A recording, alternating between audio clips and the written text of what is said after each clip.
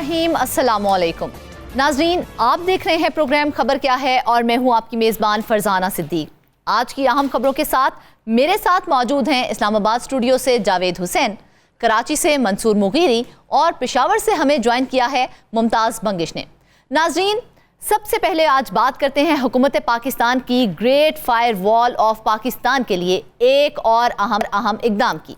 जी हाँ, वफाकी हुकूमत ने ओवर द टॉप सर्विसेज को रेगुलेट करने के लिए फ्रेमवर्क पर काम तेज कर दिया है और पाकिस्तान टेलीकम्युनिकेशन अथॉरिटी ने तमाम स्टेक होल्डर से मुशावरत भी मुकम्मल कर ली है। OTT रेगुलेटरी फ्रेमवर्क को अथॉरिटी से मंजूरी के बाद वफाकी काबीना से मंजूर कराया जाएगा। इस नए फ्रेमवर्क के तहत व्हाट्सएप, स्काइप, फेसबुक मैसेजेस, ईमो और वाइबर समेत मुख्तलिफ फोरम्स को लाइसेंस और ऑथराइजेशन लेनी होगी। मजीद इस खबर के अंदर की खबर क्या है बताने के लिए हम मौजूद हैं नुमाइंदा खुसूसी जावेद हुसैन। जावेद हुसैन, सबसे पहले तो हमारे नाजरीन के साथ ये बात शेयर करें कि ये OTTP एप्लीकेशन क्या होती है और ये कैसे काम करती है। जी देखें फरजाना, ये जो OTT सर्विसेज कहलाती हैं, इसका जो मकसद है वो ये है कि जो ओवर द टॉप एप्लीकेशंस जो कि एक रवायती तरीक़ाकार कम्युनिकेशन का जो पहले से मौजूद हो उससे हट के इंटरनेट के ज़रिए वो सर्विस फ्राहम की जाए, उसे ओवर द टॉप एप्लीकेशंस या OTT सर्विसेज कहा जाता है।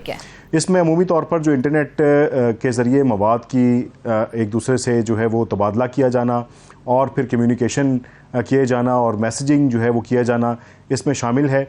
और इसी के साथ साथ अब इसको मुख्तलिफ कैटेगरीज़ में तकसीम किया गया है, जो कि अब जो रूल्स एंड रेगुलेशंस बनाने के हवाले से वफाकी हुकूमत ने काम शुरू किया है।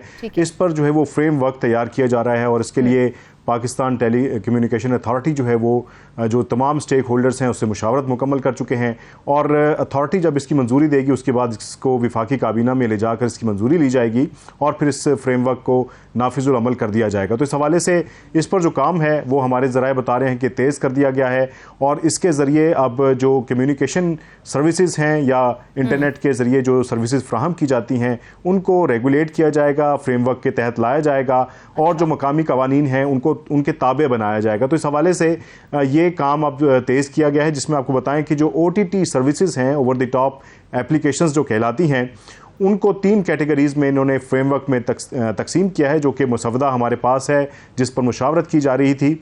और इसमें कम्युनिकेशन सर्विसेज जो है वो पहली कैटेगरी है और इसमें आपको जैसा कि व्हाट्सएप पे कॉल्स की जा सकती हैं, मैसेजिंग की जा सकती है। इसी तरह से जैसा कि एक रवायती जो हमारा कम्युनिकेशन स्ट्रक्चर है उसके ज़रिए वॉइस कॉल्स और मैसेजिंग की जाती है, तो उसका ऑल्टरनेट के तौर पर इंटरनेट के ज़रिए ये सर्विस फ्राहम की जाती है एक फोरम की तरफ से। इसी तरह से जो वाइबर है, फेसबुक मैसेंजर है और इसी तरह से जो ईमो है और इसी तरह से बहुत सारी एप्लीकेशन जो कि कम्युनिकेशन के लिए इस्तेमाल होती हैं उनको कम्युनिकेशन सर्विसेज में डाला गया है। और सेकंड कैटेगरी जो है वो एप्लीकेशन सर्विसेज है, जिसमें आमतौर पर जो फेसबुक, लिंक्डइन और इस किस्म की जो ई-कॉमर्स हैं, गेमिंग है, उन तमाम चीज़ों को जो है वो इस एप्लीकेशन सर्विसेज में शामिल किया गया है। और तीसरी जो कैटेगरी है वो भी इंपॉर्टेंट है, जिसमें मीडिया सर्विसेज उसको कहा जाता है, जिसके ज़रिए आपका जो मीडिया की जो सर्विसेज हैं, कम्युनिकेशन है, ख़बरों की तरसील है, मालूमात का हसूल है, वो फ्राहम किया जाता है। और उसको भी मज़ीद 2 कैटेगरीज़ में तकसीम कर दिया गया है मीडिया सर्विसेज को, जिसमें नॉन ब्रॉडकास्टिंग सर्विसेज, जिसमें अमूमी तौर पर जो यूट्यूबर्स हालात हाजरा पे बात करते हैं, यूट्यूब चैनल बनाते हैं, वो उसके अंडर आएंगे। और इसी तरह से ब्रॉडकास्टिंग सर्विसेज जो हैं उसके ताबे जो रखा गया है वो तमाम वो रवायती मीडिया आउटलेट्स, तमाम चैनल्स जो कि इंटरनेट के ज़रिए अपनी जो सर्विसेज हैं वो भी फ्राहम कर रहे हैं, तो वो रेगुलेट इन तमाम कैटेगरीज़ के थ्रू की जाएंगी। तो इसका जो मकसद है वो यही है कि तमाम सोशल मीडिया को और इंटरनेट पर जो ओवर द टॉप एप्लीकेशंस के ज़रिए जो सर्विसेज फ्राहम की जा रही हैं उनको रेगुलेट करना है। उसमें कहीं ना कहीं रेगुलेशंस के साथ जो रेवेन्यू जनरेशन है उसको बढ़ाना है और दूसरी तरफ जो कंटेंट है उसको रेगुलेट करके जो सारिफ है उसके हकूक का भी तहफ़्फ़ुज़ करना है। अगर देखी जाए तो जावेद, वफाकी हुकूमत तो पहले भी ऐसे रेगुलेटरी फ्रेमवर्क की तैयारी पर काफ़ी बार काम कर चुकी है और ऐसे फ्रेमवर्क का फ़ायदा क्या होगा अब? जी बिल्कुल, आपने ठीक कहा कि 2019 में भी इसका बाकायदा तौर पर पैमरा के ज़रिए एक इश्तिहार दिया गया था ओवर द टॉप एप्लीकेशंस का, जिसमें बिलखसूस जो मीडिया की ओवर द टॉप एप्लीकेशंस थी उनको रेगुलेट करके लाइसेंस जारी करने के हवाले से एक मुशावरत का अमल शुरू किया गया था, जिस पर बहुत ज़्यादा तनकीद हुई, जिसके बाद वो पैमरा की तरफ से जो एक प्रोसेस शुरू हुआ था उसे बंद कर दिया गया था। लेकिन अब पीटीए ने बड़ी खामोशी के साथ तमाम स्टेक होल्डर्स के साथ और अवामुन नास को भी इसमें इन्वॉल्व करने की कोशिश की गई कि वो भी अपना इनपुट दें। तो अब वो मुशावरत जो है वो 24 जुलाई थी उस तक उसका अमल मुकम्मल किया गया। पहले इसकी एक तारीख रखी गई, उसमें एक्सटेंड किया गया और 24 जुलाई को मुशावरत मुकम्मल कर ली गई है। अब इसके ऊपर मजीद गौर खोज करने के बाद अब इस पे रेगुलेशंस पे पूरा बोर्ड जो अथॉरिटी है पीटीए की वो इसकी मंजूरी देगी और मजीद जो बेहतरी लाने वाली होगी वो इसमें की जाएगी। और इसमें जो माजी में हमने देखा कि क्योंकि तनकीद होती रही मुख्तलिफ सेक्शंस की तरफ से, ख़ास तौर पर जो सहाफ़ी हजरात थे उनकी तरफ से बड़ी तनकीद की गई कि रेगुलेट करने से आम जो सहाफ़ी है या आज़ादी इजहार राय है उस पर फ़र्क पड़ेगा, उस पर कदरन लगेगी। तो उसको मद्देनज़र रखते हुए इस पर फिल वक्त जो है वो प्रोसेस बंद कर दिया गया था। लेकिन अब चूँकि अब ये एक अमल उस ग्रेटर वॉल जो फायर वॉल है पाकिस्तान में जिसकी बात की जा रही है, चर्चे हैं, उसी का एक हिस्सा इसको तस्वुर किया जा रहा है कि वो एक कंपोनेंट के तौर पर इसको इस्तेमाल किया जाएगा। क्योंकि जो फायरवॉल जिसका चर्चा है वो कोई एक टेक्नोलॉजी का नाम नहीं है, वो डिफरेंट लेयर्स उसकी तैयार की जा रही हैं। उनमें से एक लेयर जो है वो ओवर द टॉप एप्लीकेशंस हैं जो कि एंड्रॉयड फ़ोन और आपके फ़ोन में जो एप्लीकेशंस मौजूद हैं उनको रेगुलेट किया जाएगा, उसमें मवाद को रेगुलेट किया जाएगा और फिर उसको पीका के तहत, पैमरा के कवानीन के तहत और जो आपका जो पीटीए के जो कवानीन हैं, टेलीकम्युनिकेशन का कवानीन हैं, उनके ताबे लाया जाएगा। तो इस हवाले से अब इंटरनेट पे जो सर्विसेज फ्राहम की जा रही हैं उसको भी रेगुलेट करने, ऑथराइजेशन करने और जो कम्युनिकेशन सर्विसेज हैं उनको लाइसेंस जारी करने के हवाले से तैयारी कर ली है वफाकी हुकूमत ने। और ये लाइसेंसेज और ऑथराइजेशन जो है वो इस फ्रेमवर्क के लागू होने के बाद 12 महीने के अंदर उन तमाम फोरम्स को खुद को रजिस्टर करवाना पड़ेगा और ऑथराइजेशन और लाइसेंस जो है उनको 15 साल के लिए अलॉट किया जाएगा। उस लाइसेंस के बाद वो अपनी सर्विसेज जो है वो यहाँ पर कंटिन्यू कर सकते हैं। जो कंटिन्यू नहीं करेंगे उनको इलीगल तस्वुर किया जाएगा और उनके खिलाफ कार्रवाई भी की जाएगी। दूसरी जानिब इसमें जो एक चीज़ और शामिल की गई है कि जो इन रेगुलेशंस के अलावा जैसे टेलीकम्युनिकेशन की कंपनीज पहले से लाइसेंस के साथ वो काम कर रही हैं और उनकी भी कुछ सर्विसेज हैं, तो उनके साथ दीगर फोरम जो है वो खुद को रजिस्टर करवा सकते हैं। तो ये पूरे का पूरा अमल जो है उसको ऑथेंटिकेशन करवाने के लिए, ऑथराइजेशन करवाने के लिए ये तैयार किया जा रहा है ताकि सोशल मीडिया, चाहे वो मीडिया सर्विसेज हो इंटरनेट के थ्रू और ई-कॉमर्स हो, बात आपने बताई है, अगर मुझे जो समझ आई है उसके हवाले से अगर मैं बात करूं तो बेसिकली इस फ्रेमवर्क से सोशल मीडिया को कंट्रोल किया जाएगा या इसका मकसद इसको कंट्रोल करना है? ये एक इसका कंपोनेंट है जिसके जरिए मॉनिटरिंग की जाएगी और अनलॉफुल जो कंटेंट है और काबिल एतराज़ कंटेंट है वो कंपनीज जो कि रजिस्टर होंगी, ऑथराइजेशन लेंगी, लाइसेंस लेंगी, वो उनको हटाने की उस मवाद को रिमूव करने की पाबंद होंगी। और इसी के साथ साथ इसमें जो रेगुलेशंस में, फ्रेमवर्क में जो चीज़ें शामिल की गई हैं कि मवाद को महफूज बनाने का जो मैकेनिज्म है वो वज़े किया जाएगा और तमाम का तमाम जो डाटा है, ऑनलाइन डाटा, वो तमाम कंपनीज पाकिस्तान में अपना डाटा बेस रखेंगी, मुल्क से बाहर नहीं ले जा सकती। इसी तरह से जो इमरजेंसी की सूरत में, किसी भी इमरजेंसी की सूरत में जो लाइसेंस होल्डर होगा वो उस सारिफ की या मुताल्लिका जो डाटा है उसकी लोकेशन और साथ ही जो आम मालूमात है वो फ्राहम करने का मजाज होगा, उसको पाबंद बनाया जाएगा। इसी तरह से OTT एप्लीकेशन सर्विसेज की किसी लाइसेंस या ऑथराइजेशन की बजाय पीका कवानीन के तहत जो है उनको ताबे बनाया जाएगा। जो मीडिया सर्विसेज हैं उनको पैमरा और जो लोकल कवानीन हैं उनके तहत ताबे बनाया जाएगा। लेकिन जो कम्युनिकेशन जो एप्लीकेशन, ऐसी एप्लीकेशंस जो कि कम्युनिकेशन के लिए इस्तेमाल होती हैं उनको ऑथराइजेशन और लाइसेंस लेना पड़ेगा। ये पूरे का पूरा फ्रेमवर्क उन्होंने तैयार किया है जिसमें पीका के कवानीन भी शामिल हैं और इसी तरह से जो नॉन ब्रॉडकास्टिंग जो सर्विस है उसको भी जो मकामी कवानीन है, पीका एक्ट है, जो पीटीए के अपने कवानीन हैं उसके तहत जो है वो काम करना पड़ेगा। अच्छा जावेद, क्या ये तमाम इक़दामात उस फायरवॉल का हिस्सा तो नहीं है जिसके आजकल काफी चर्चे भी हो रहे हैं? जी बिल्कुल, इसी फायरवॉल का एक हिस्सा इससे तस्वुर किया जा रहा है। हमारे जो मुख्तलिफ ज़राए से बात हुई है उन्होंने बताया कि जो फायरवॉल है वो किसी एक कंपोनेंट का नाम नहीं है, वो डिफरेंट लेयर्स हैं। अच्छा। और मुख्तलिफ जगहों पर उन लेयर्स को रखा जाएगा, जिसमें एक लेयर जो है वो ये भी कहलाएगी जिसमें आपकी जो एप्लीकेशंस हैं उनको रेगुलेट करके और उनको फिर मकामी कवानीन के ताबे ला के उनको जो है वो उस मवाद को रेगुलेट किया जाएगा। इसी तरह से इसमें आपका बताएं कि जो फायरवॉल की बात की जा रही है, जिसका चर्चा है, उसमें एक बड़ा हिस्सा लेजिस्लेशन का है कि आपके जो कवानीन हैं वो तैयार होने हैं, कवायद और ज़वाबित तैयार होने हैं। उसी प्रोसेस के तहत ये जो रूल्स एंड रेगुलेशंस हैं ये तैयार किए जा रहे हैं, फ्रेमवर्क तैयार किए जा रहे हैं, इस पर तेज़ी से काम जारी है। कुछ हिस्सों पर वजारत आईटी काम कर रही है और कुछ हिस्सों पर पाकिस्तान टेलीकम्युनिकेशन अथॉरिटी काम कर रही है और कुछ हिस्सों पर पैमरा जो है उसको जिम्मेदारियां दी गई हैं। तो ये तमाम जो डिपार्टमेंट्स हैं, महकमे हैं, इनको हिदायत जो दी गई हैं वफाकी हुकूमत की तरफ से कि ये तमाम अपना काम जब मुकम्मल करेंगे तो फिर एक बड़ी फायरवॉल की सूरत में तमाम चीज़ों को रेगुलेट किया जा सकेगा। और मतमा नज़र यही है कि इंटरनेट को रेगुलेट किया जाए, इंटरनेट पे सोशल मीडिया जो सेक्शन है उसको रेगुलेट किया जाए और जो कंटेंट उस पर मवाद डाला जाता है उसको रेगुलेट किया जा सके। अच्छा, सबसे ज़्यादा जो बात होती है वो यूट्यूबर्स के हवाले से होती है, तो जावेद क्या यूट्यूबर्स हैं और जो सोशल मीडिया सार्फिन हैं इन क़वायदो ज़वाबित की जद में आएंगे ये लोग?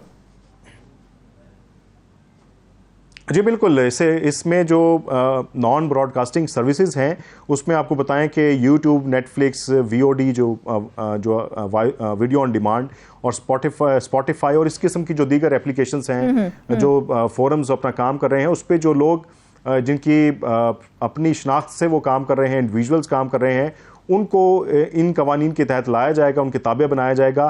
तो ये तमाम जो कैटेगरीज हैं ये जो OTT रेगुलेशंस फ्रेमवर्क है उसके तहत ये तमाम अपनी सर्विसेज फ्राहम करेंगे। और जैसे कि मैंने बताया कि जो कंपनीज़ या प्लेटफॉर्म अपनी ऑथराइजेशन नहीं लेगा, लाइसेंस नहीं लेगा, तो फिर उसको पाकिस्तान में काम करने में बड़ी मुश्किलात होंगी और उनकी जो सर्विसेज हैं उनको गैर कानूनी तस्वुर किया जाएगा। अच्छा जावेद, ये तमाम जो क़वायदो ज़वाबित हैं इनके लागू करने से बैक एंड की क्लैरिटी हो जाएगी कि आखिर ये जो है अकाउंट वो चला कौन रहा है, ये तमाम मालूमात जो है वो क्लियर हो जाएंगी फिर?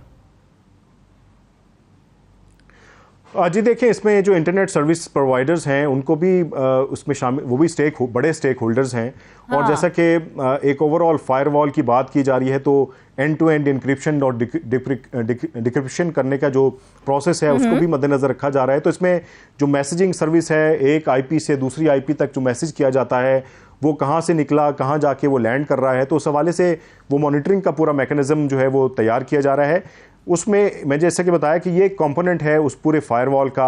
इसी तरह से दूसरे कंपोनेंट्स भी हैं जो कि मॉनिटरिंग के लिए, उन पैकेट्स की मॉनिटरिंग के लिए, जो इन्फॉर्मेशन के फ़्लो ऑनलाइन होता है उसको चेक करने के लिए, उस पर नज़र रखने के लिए वो भी मैकेनिज्म इन प्लेस किए जा रहे हैं। लेकिन जो OTT सर्विसेज हैं इसका जो मकसद है वो ये कि जो इंटरनेट पे जो एप्लीकेशंस काम कर रही हैं उनकी मॉनिटरिंग की जा सके, उस पर जो मवाद डाला जाता है उसकी मॉनिटरिंग की जा सके। तो डेफिनेटली जो मॉनिटरिंग है उसका मैकेनिज्म भी इसके ऊपर पूरे का पूरा ओवरसी करने के लिए मौजूद होगा।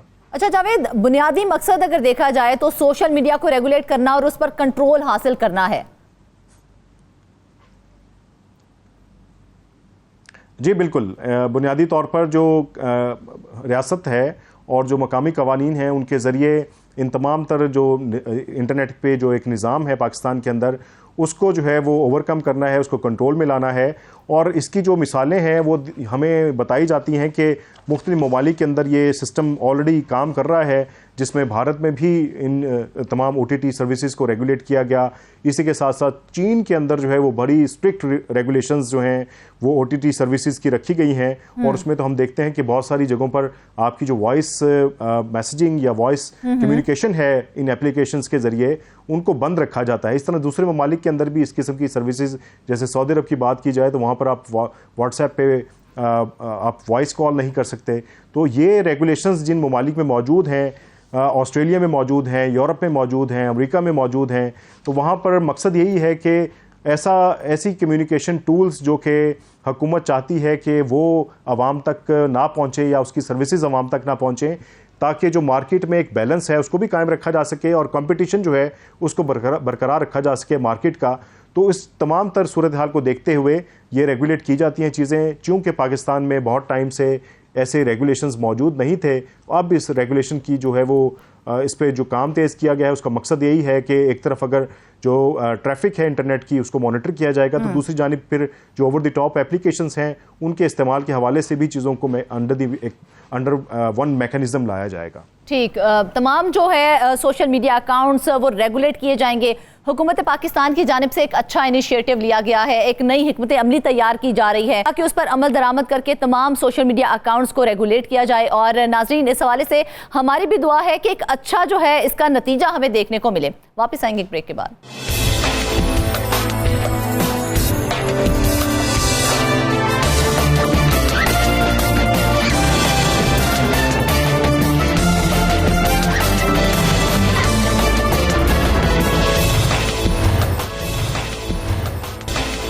वेलकम बैक नाजरीन। अब बात करते हैं सिंध हुकूमत के महकमा लेबर के ज़ेली इदारे वर्कर्स वेलफेयर बोर्ड की, जहां पर मेहनत कश मुलाजमीन की फलाह बहबूद के लिए मुख्तलिफ इदारों से जो रकम जमा होती है उसमें 2 अरब रुपए के करीब फ्रॉड का इंकशाफ हुआ है। महकमा एंटी करप्शन की जानिब से सरकारी सतह पर यह इंकशाफ किया गया है। महकमा एंटी करप्शन की जानिब से तफ्तीश की गई जिसमें बताया गया कि जालसाजी के जरिए मुलाजमीन के बच्चों की शादी में मदद करने के नाम पर 74 करोड़ 52 लाख रुपए की जाली अदायगियां जाहिर करके अफसरान ने वो रकम हड़प की है और मुलाजमीन को मुर्दा जाहिर करके उनकी माली मदद के नाम पर 1 अरब 30 करोड़ 99 लाख रुपए के जाली बिल बनाकर अफसरान ने यह तमाम रकम बटोरी है। इस सारे मामले पर बात करने के लिए हमारे साथ हैं इंचार्ज इन्वेस्टिगेशन साउथ मंसूर मोगीरी साहब। मंसूर, ये बताएं कि वर्कर्स वेलफेयर बोर्ड तो मजदूरों को फायदा देने का इदारा है, इसमें अफसरान ने खुद फायदा कैसे और क्यों हासिल कर लिया?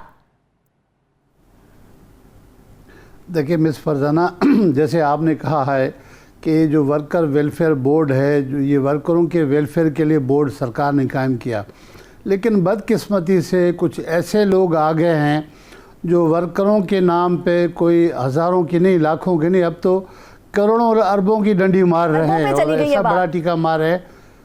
बात अरबों पे चली गई है और ये कोई और नहीं कह रहा। ये 31 पेजेस की रिपोर्ट है, महकमा एंटी करप्शन ने तैयार की है, जिसमें बताया गया है कि कोई 7,297 शादी के ग्रांट्स जो है ना, मुलाजमीन के बच्चों की मदद करनी थी। 7,297 केसेस में 74 करोड़ 52 लाख रुपए की रकम दी गई है, जबकि डेथ जो फौत हो जाते हैं उनकी मदद के लिए 2487 केसेस में 1 अरब तकरीबन 24 करोड़ रुपए की रकम इस्तेमाल की गई है। रिपोर्ट में कहा गया है कि जो SOPs जो तैयार किए गए थे सरकार की जानिब से, तमाम का इन्होंने जनाजा निकाल दिया है। शनाख्ती कार्ड जाली लिखे हैं और फॉर्म जाली भरे हैं, इवन यहाँ तक कि FRC गलत, और मुलाजमीन जिंदा हैं उनको मुर्दा दिखा के उनके नाम पे जो है ना वो पैसे लिए गए हैं। आप हैरान हो जाएंगे। एक पेज है मेरे पास जिसमें बताया गया है कि मुगीरी साहब, आज तक सुना था कि मुर्दों को जिंदा किया जा रहा है, यहाँ जिंदों को ही मुर्दा किया जा रहा है। जी, पैसे हड़प करने के लिए उन्होंने 27 ऐसे लोगों को मार के उनके पैसे खा लिए, जिसने रिपोर्ट में क्लियर कहा गया है कि 27 जैसे केसेस हैं। तो मजमूई तौर कोई 2 अरब रुपए के करीब ये इन्होंने डंडी मारी है वर्कर्स वेलफेयर बोर्ड की जानिब से। और इसके लिए जो अहम बात ये भी है कि कोई 4 माह तक एंटी करप्शन डिपार्टमेंट की जानिब से इसकी तफ्तीश की गई है। जो मेरे सोर्सेस है उनका कहना है कि वज़ीर आला सिंध को सूबा वज़ीर सईद गनी साहब की जानिब से ये शिकायत की गई कि यहाँ पर ये गड़बड़ हुई है, इसकी करें, क्योंकि सईद गनी साहब भी इसके वज़ीर रहे लेबर में। उसको पता चला, उन्होंने कहा कि वज़ीर आला साहब ने चीफ सेक्रेटरी को कहा, चीफ सेक्रेटरी ने एंटी करप्शन वालों को बुला के कहा कि अच्छा, इनसे रियायत नहीं होनी चाहिए और मुझे मेरिट पे तफ्तीश करके दें। तो जो सोर्सेस है उनका कहना है कि एंटी करप्शन की टीम ने 4 माह लगाया और सिंध के 4-5 जो रीजन्स हैं, हैदराबाद, लाड़काना, सक्खर, कराची, वहाँ गए। वहाँ पर एक एक केस का जायज़ा लेने के बाद रिपोर्ट जब तैयार करने की पोजीशन में आ गए तो जो इंक्वायरी अफसर है उसको ही हटा दिया गया। अच्छा, आप क्या क्या सुनेंगे, लोगों को क्या क्या बताएं कि सिस्टम कितना स्ट्रांग है कि जो इंक्वायरी करने वाला अफसर था उनको इंक्वायरी कंप्लीट करके रिपोर्ट देनी थी। मुर्तज़ा मेमन उसका नाम है, डायरेक्टर एंटी करप्शन, उसको ही हटा दिया गया। उससे पहले चेयरमैन एंटी करप्शन को हटा क्या दिया इससे गया। कबल वो आप सोचिए तमाम कि ये रिपोर्ट कितने powerful तैयार लोग कर चुके थे जो उन्होंने रिप्रेजेंट करनी थी? तकरीबन उन्होंने बयानात ले लिए थे, रिपोर्ट उन्होंने तैयार कर ली थी, लेकिन उन्होंने शायद रिपोर्ट जमा नहीं कराई। अच्छा। उससे पहले दौरान इसके तफ्तीश के चेयरमैन एंटी करप्शन को हटा दिया गया। उसके बाद जब रिपोर्ट तैयार हुई, उनको ऑफर्स की गई। इन्होंने जब कहा कि भाई हमें तो मरना थोड़ी है, चीफ सेक्रेटरी और सीएम का हुक्म है, हम नहीं कर सकते। मिस फरजाना, मैं अपने नाज़रीन को ये भी बताता चलो, इससे पहले भी एंटी करप्शन वालों ने तफ्तीश की इसी केस की, लेकिन उनको जब बोरियां और बैग भर के मिले तो उन्होंने सबको जो है क्लीन चिट दे दी कि कोई करप्शन नहीं हुई है। पहले हुई है इसी महकमे में, उन्होंने क्लीन चिट दे दी तो वज़ीर आला साहब हैरान हो गए। चीफ सेक्रेटरी को कहा, चीफ सेक्रेटरी साहब जो हैं वो बहुत सख्त हैं, आसिफ हैदर शाह साहब, उन्होंने अपनी टीम को कहा कि मैं कुछ भी नहीं सुनना चाह रहा हूँ, मुझे नीट और क्लीन ये रिपोर्ट होनी चाहिए, जो भी मतलब से मुझे बताएं। जब उन्होंने कहा और रिपोर्ट जब तफ्तीश शुरू हो गई तो फिर ये हो गया। अभी तक मेरे ख्याल में भी रिपोर्ट शायद सीएम के पास नहीं पहुंची है कि पहले ही अफसरान को हटा दिया गया। अब आप अंदाज़ा करें कि चीफ मिनिस्टर सूबे का, चीफ एग्जीक्यूटिव और चीफ सेक्रेटरी जो ब्यूरोक्रेसी के हेड है, उनके होते उनके चाहते हुए भी सिस्टम कितना स्ट्रांग है कि वो उन्होंने अपना काम शुरू कर दिया ताकि इनके खिलाफ कार्रवाई ना हो सके, ये बच जाए। ये 2 अरब रुपए 1 साल के हैं। ठीक, 2 अरब रुपए 1 साल के हैं। मंसूर, ये बताएं कि 2 अरब रुपए वो भी 1 साल में, ये तो बहुत बड़ी रकम है। कितनी मासूम बच्चियों की उसमें शादियां हुई और कितनों के इलाज में फायदा हुआ? देखिए ना, इन्होंने जो बताया है, फिगर जो दिए हैं कि 7,297 में शादियों के ग्रांट्स दिए हैं। हाँ? और 2487 जो अफराद फौत हो गए उनको हमने ग्रांट दिया है। सब जाली ग्रांट्स हैं, मेजॉरिटी जाली ग्रांट्स हैं।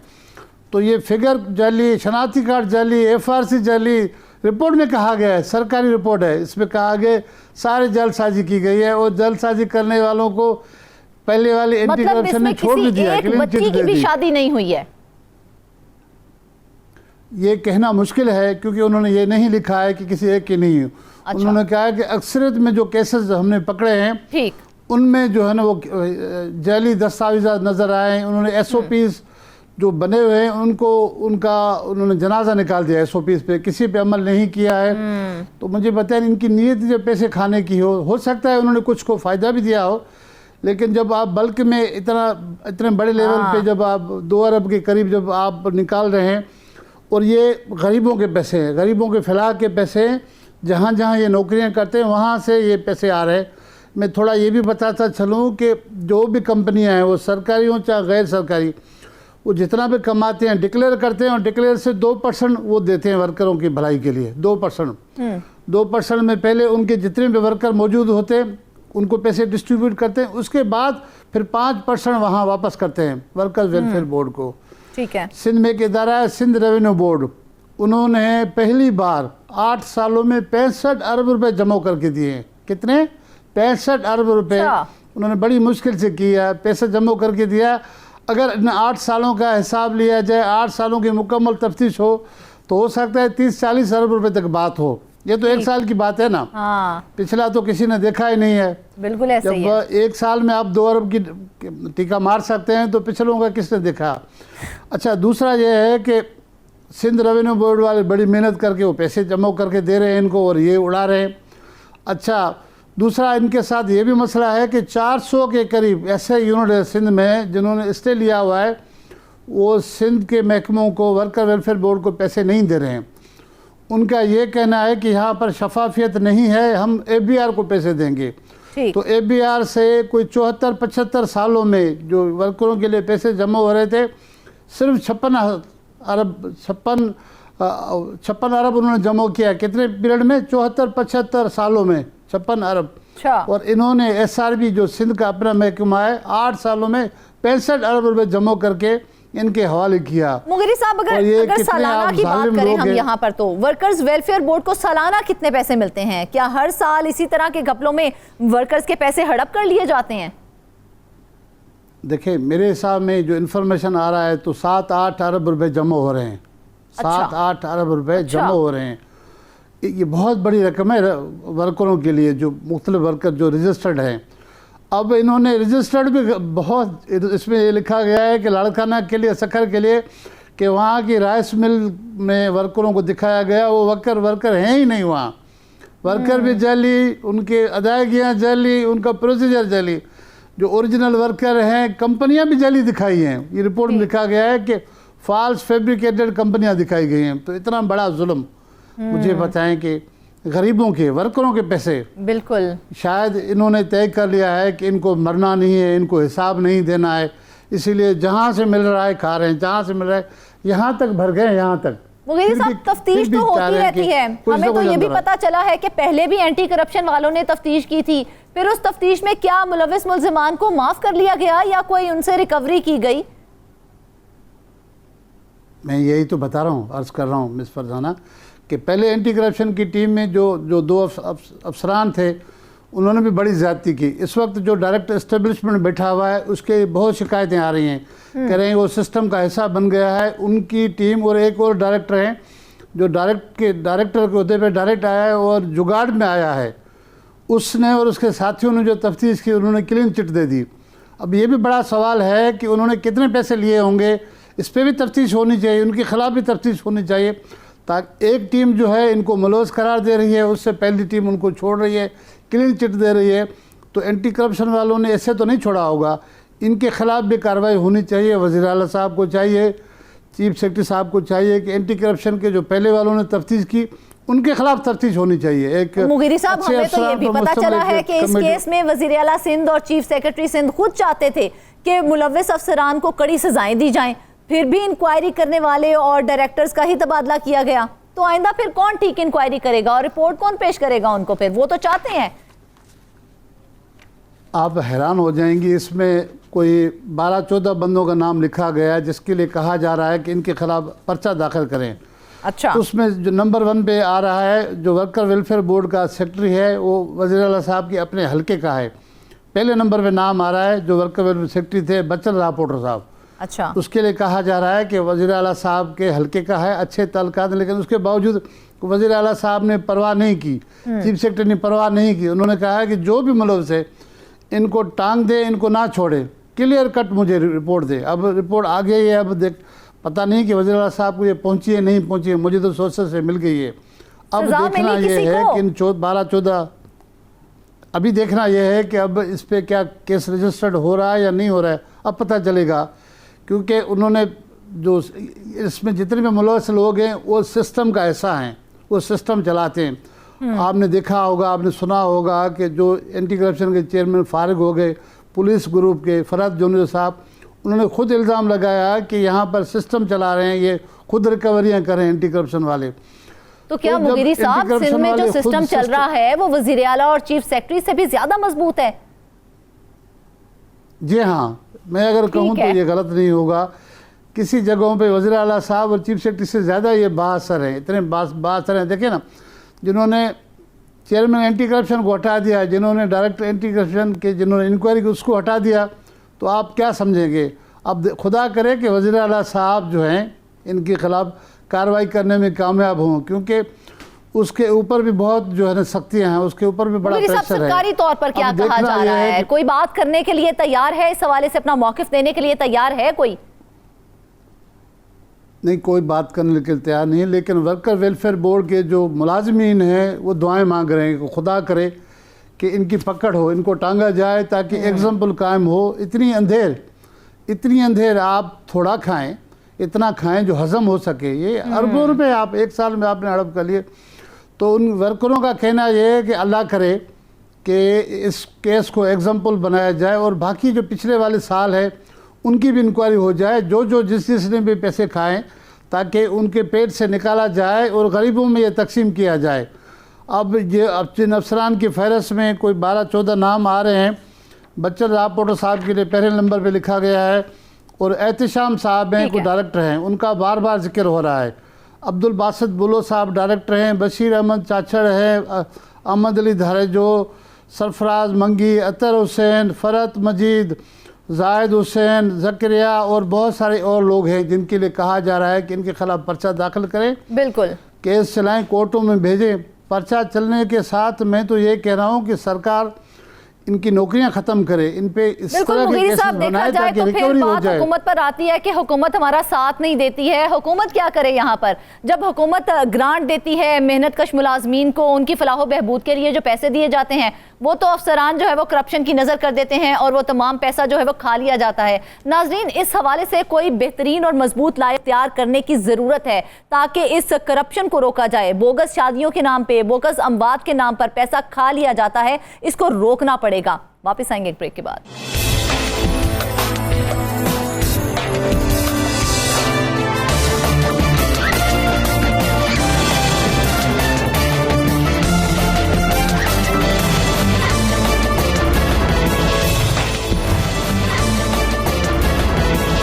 वेलकम बैक नाजरीन। आपको बताएं कि खैबर पख्तूनख्वा में मेरिट की बातें तो बहुत होती हैं, लेकिन यहाँ की छोटी सी सूबाई असेंबली में मुलाजमीन की तादाद अब बढ़ने लगी है। सिर्फ गुज़िश्ता दौर की बात करें तो असेंबली में 250 से ज़ायद मुलाजमीन भर्ती किए गए हैं और यूं मुलाजमीन की कुल तादाद जो है वो 794 तक पहुँच गई है। असेंबली के मुलाजमीन की माहाना तनख्वाह 3 करोड़ से तजावुज़ करने लगी है और ये उन मराद के अलावा है जो असेंबली सेशन के दौरान दर्जा चहारम के मुलाजिम से लेकर सेक्रेटरी तक के अफसर को मिलती है। असेंबली का सेशन अलाउंस हर मुलाजिम को मिलता है, ख्वाह वो असेंबली सेशन में उसके दौरान जो है वो ड्यूटी पर हो या फिर ना हो। अलबत्ता छुट्टी पर जाने वाले जो मुलाजमीन हैं उनको ये अलाउंस नहीं मिलता है। ये अलाउंस सेशन से 7 दिन पहले और सेशन खत्म होने के 7 दिन बाद भी योमिया तौर पर तमाम मुलाजमीन को बिला तफरीक मिलता है। इस बारे में मजीद बात करते हैं पेशावर के ब्यूरो चीफ मुमताज बंगी से। जी मुमताज, बताइएगा ये इतना स्टाफ एक छोटी सी बिल्डिंग में कैसे खपाया गया है?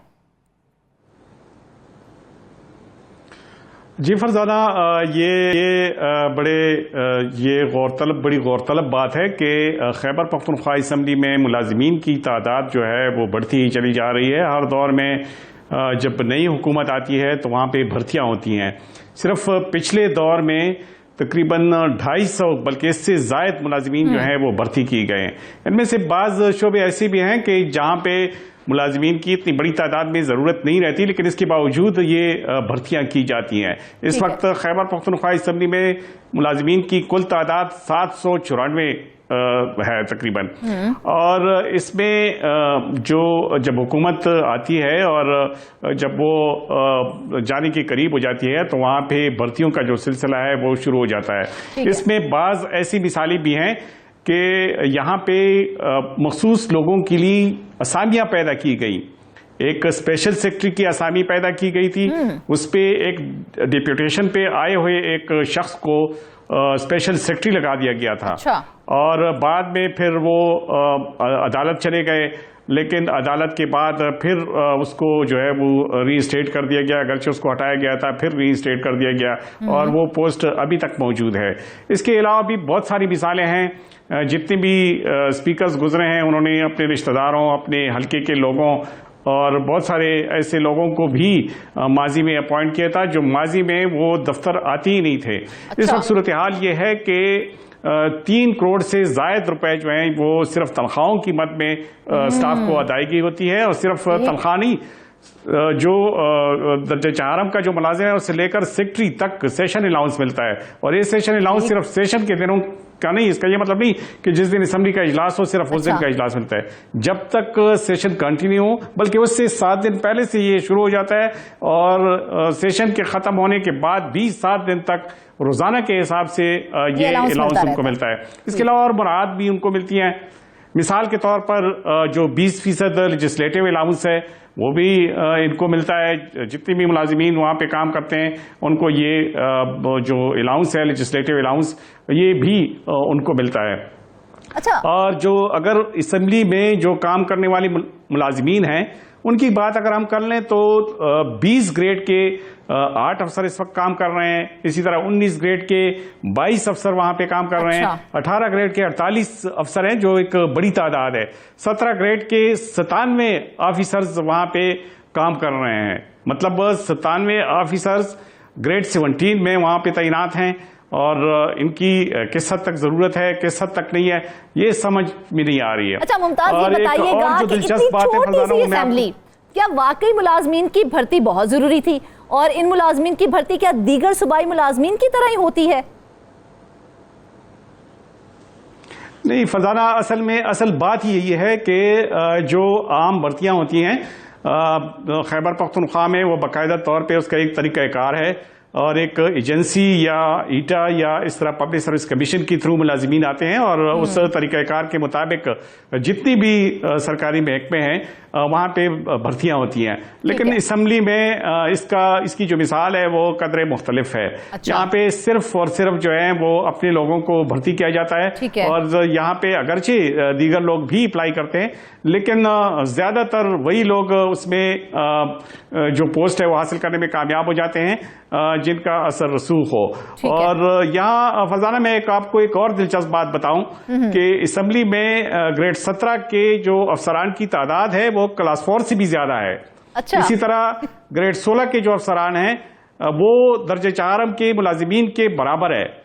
असम्बली में जो अफसरान की तादाद है वो क्लेरिकल जो स्टाफ है उससे भी ज्यादा है। अच्छा। और असम्बली में मिसाल के तौर पर असम्बली में ग्रेड 16 के जो मुलाजिमीन हैं उनकी तादाद है 89 और जो ग्रेड 17 के जो मुलाजिमीन हैं उनकी तादाद है 98 और क्लास 4 जो अलकार है उनकी तादाद है 91। तो ये बड़ी दिलचस्प बात है कि क्लास 4 मुलाजिमीन से भी अफसरान की जरूरत ज्यादा है। मसलन अक्सर देखते हैं कि एक सेक्शन में 2-2 नायब कासिद होते हैं, लेकिन यहाँ पे तो अफसरान की तादाद ज्यादा है। मुमताज, मैं यही आपसे पूछने लगी थी कि आप क्या समझते हैं कि कौन सा गैर जरूरी स्टाफ है जो भर्ती किया गया है, और ये भी बताइएगा कि ग्रेड वाइज वहां मुलाजमीन की तादाद कितनी है? असल में जो ग्रेड वाइज है वो तो मैंने आपको बता दिया कि ये जो ग्रेड 17 के अफसरान की तादाद 98 है और क्लास 4 मुलाजिमीन की तादाद 91 है। ये भी बड़ी अजीब सी बात है। ग्रेड 16 के अफसरान की तादाद 89 है जो क्लास 4 के मुलाजिमीन के बराबर है। इसी तरह असम्बली में अफसरान की तादाद, एक और दिलचस्प चीज है कि अफसरान की तादाद 266 है और जो हलकार हैं, जो क्लेरिकल स्टाफ है, उनकी तादाद 240 है। यानी क्लेरिकल स्टाफ भी अफसरान से ज्यादा है। इसका मतलब ये है कि जो दीगर महकमे हैं जहां पे मतलब क्लेरिकल स्टाफ 240 और अफसरान की तादाद 266। इसका मतलब ये हुआ कि दीगर महकमों में अगर कोई अफसर होता है तो उसके साथ फिर स्टेनोग्राफर, स्टेनो, टाइपिस्ट, इसके अलावा सीनियर क्लर्क, जूनियर क्लर्क और फिर आगे नायब कासिद दर्जा 4 के मुलाजिमीन होते हैं। यानी एक अफसर होता है और उसका तकरीबन 10, 12 या 20 का स्टाफ होता है। लेकिन यहाँ पे तो अजीब सी बात यह है कि अफसरान ज्यादा हैं और अलकारों की तादाद, जो क्लेरिकल स्टाफ है उसकी तादाद कम है उनसे।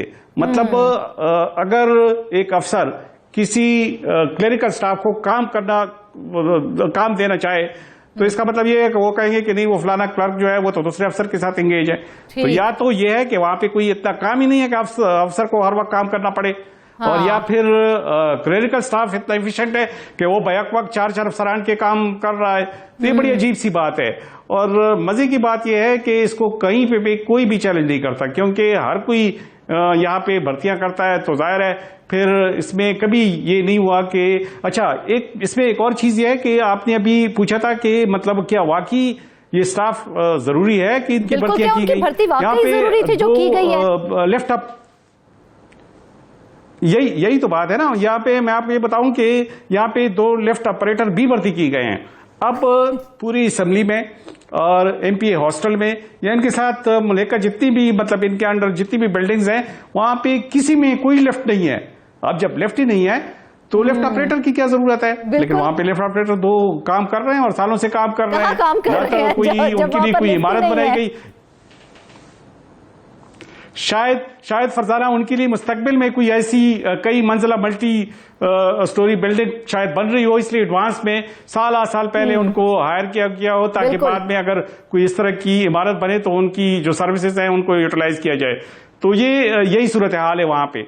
अब अगर एक शोबे में मुलाजिमीन की तादाद 4 या 5 के बराबर है और वहां पे 8 मुलाजिमीन काम कर रहे हों और वो भी तमाम मराद के साथ, तो ये बड़ी अजीब सी बात है। खैबर पख्तूनख्वा पहले ही मतलब माली तौर पर। मुमताज, अगर इस हवाले से बात करें तो माजी के झरोखों में थोड़ा सा झांक लेते हैं तो माजी में भी ऐसे कई स्कैंडल सामने आए थे। कुछ लोग डिप्यूटेशन पर आ गए थे, उनके लिए असामियां बाकायदा तौर पर तख्लीक की गई थी। क्या अब भी वही मुलाजमीन इस असेंबली में मौजूद हैं? वही मुलाजिमीन उस असम्बली में मौजूद हैं और बाकायदा तौर पे फिर उन मुलाजिमीन को पहले दूसरे महकमों से भी नहीं, सरकारी महकमों से भी नहीं, कॉरपोरेशन से लाके उनको डिप्यूटेशन पे बिठाया गया, हालांकि ये कानून की खिलाफ वर्जी है। उसके बाद फिर उन मुलाजिमीन को यहाँ पे पोस्टें क्रिएट करके उसी पे बिठा दिया गया। फिर उन मुलाजिमीन को मरकज में ले जाने की कोशिश की गई डिप्यूटेशन पे। मतलब अगर उनकी उधर जरूरत है तो फिर डिप्यूटेशन पे क्यों लेके जाते हैं, लेकिन उनको उधर भी ले जाया गया और उनको वहां पे खपाने की कोशिश की गई। तो जो भी डिप्यूटेशन पर मुलाजिमीन भर्ती किए गए थे, इनकी जो भर्ती की गई थी वो मेरिट पर की गई थी? बिल्कुल ही नहीं। एक शख्स को अगर कोई अपनी मर्जी के मुताबिक डिप्यूटेशन पे ले आता है तो इसका मतलब यह है कि उसके मुकाबले में और कोई नहीं है, और फिर जब उसके लिए कोई पोस्ट, कोई असामी तख्लीक की जाती है तो चाहिए तो यह है कि उस पर कोई मुकाबला हो, उसका बाकायदा तौर पे उसकी तशहीर हो, उसके साथ और बंदी भी बैठे हैं। बेशक ये जो बंदा आया हुआ है इसको भी आप खपा दें, लेकिन कम से कम उस पर मुकाबला तो करवा दें किसी से।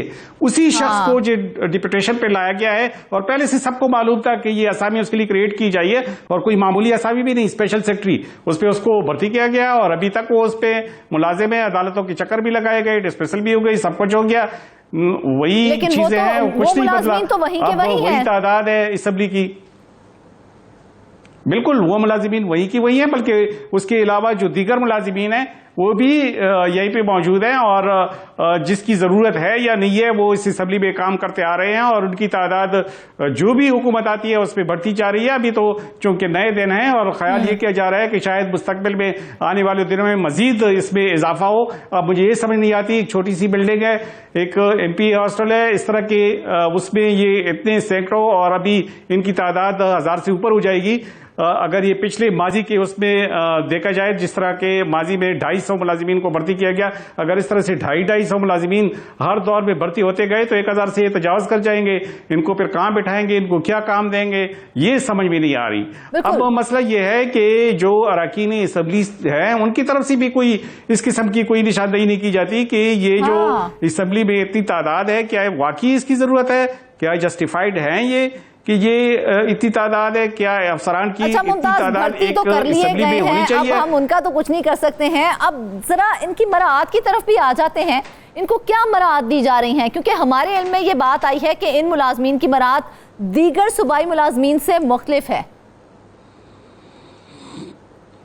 बिल्कुल मुख्तलिफ है। इनको जिस तरह के मैंने पहले जिक्र किया, इनको सेशन अलाउंस मिलता है। सेशन अलाउंस का मतलब यह है कि असेंबली तो आमतौर पे जब उसका सेशन बुला दिया जाता है तो ज्यादातर जी वो भी है, लेकिन जब एक सेशन बुला लिया जाता है तो असेंबली की जो सिटिंग है, मतलब जिसमें बाकायदा तौर पे असेंबली बिजनेस होता है, तो वो तो महदूद दिनों के लिए होता है, लेकिन सेशन कंटिन्यू रहता है। मिसाल के तौर पे अगर 2 दिन का वक्फा किया जाता है तो भी वो सेशन कंटिन्यू रहता है।